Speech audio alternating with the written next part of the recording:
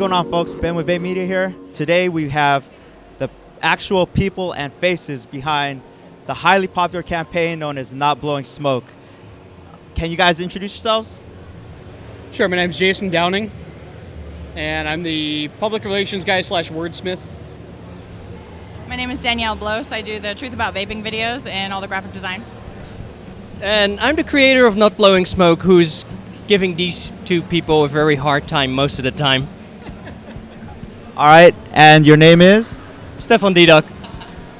Can you guys give a quick overview of what you guys do and your mission statement and goals of the company? Not Blowing Smoke started off as a response to the California Department of Health, who was putting out a $7 million campaign against e-cigarettes and vapor products. I knew about their website 2 days in advance, and in 2 days I put a website together that looked like theirs. I took their names of their social media accounts because they never registered them, and when their site went live, I automatically launched Not Blowing Smoke and got all their traffic, got all their attention, and got 100,000 visitors in the first 24 hours. After that, it sort of massively took off, and it became this popular thing that I never intended it to be.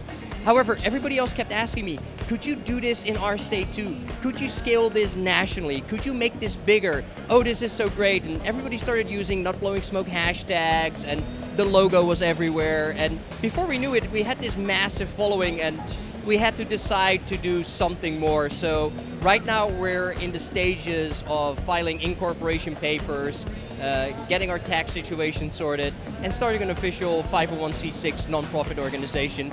And we're going to take the whole Not Blowing Smoke thing nationally. I think the biggest thing that has helped with that is the fact that the messaging is very simple.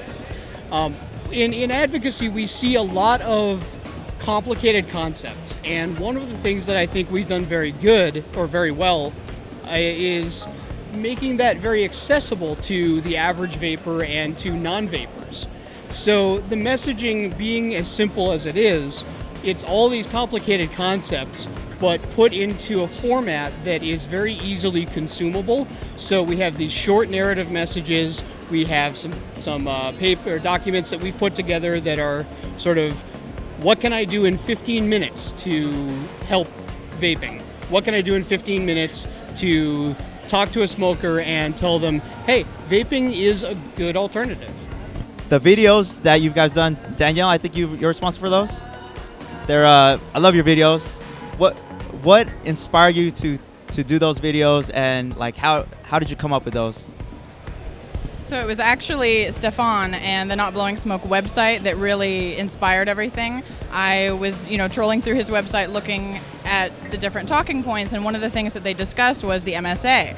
And I had no idea what the MSA was, so I decided to do some research. I ended up sort of jotting down notes and writing down things for myself, and it turned into the script.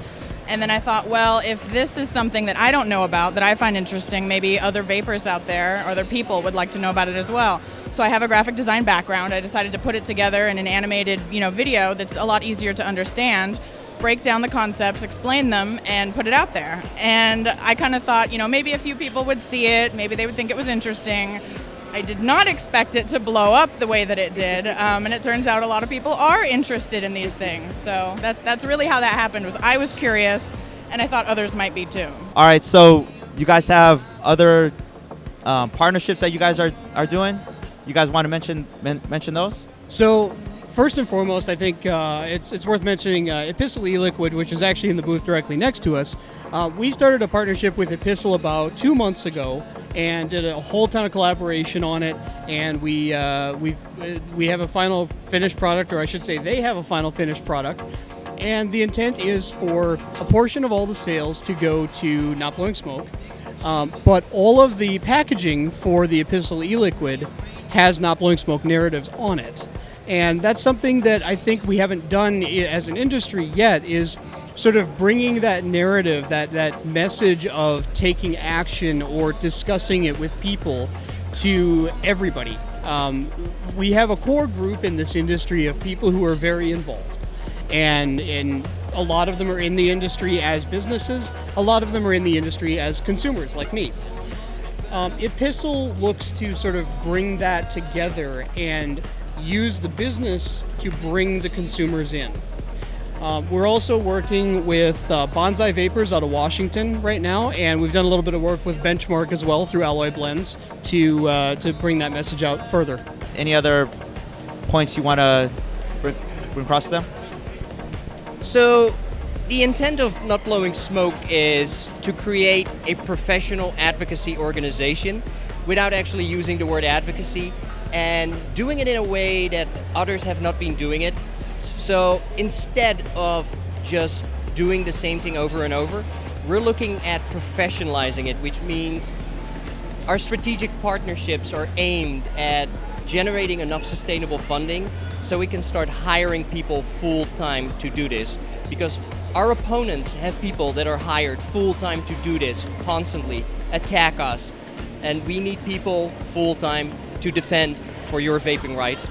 Support Not Blowing Smoke by supporting the partnerships that they've come across and are working with.